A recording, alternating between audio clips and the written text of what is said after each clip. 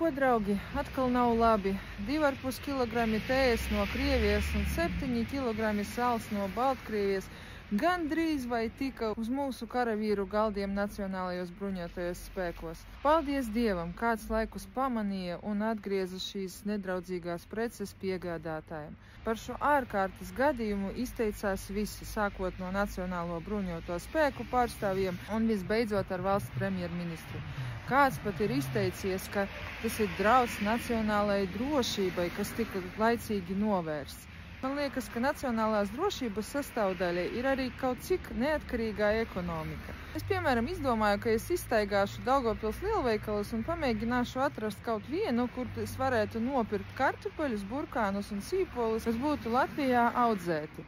Iedomājieties, es neatradu nevienu. Pat ja kartupeļi un burkāni ir no Latvijas, tad sīpoli obligāti būs no Kazahstānas, kartupeļi pie mums brauc no Ēģiptes, ļoti daudz dārziņu tiek tirgots no Lietuvas. Bet brīžiem, kad man izdevās atrast Latvijā audzētus dārziņus, tad tie bija tādas kvalitātes un tāda izskata, ka tad roka, kā saka, pati stiepās pretī tiem, kas audzēti Lietuvā.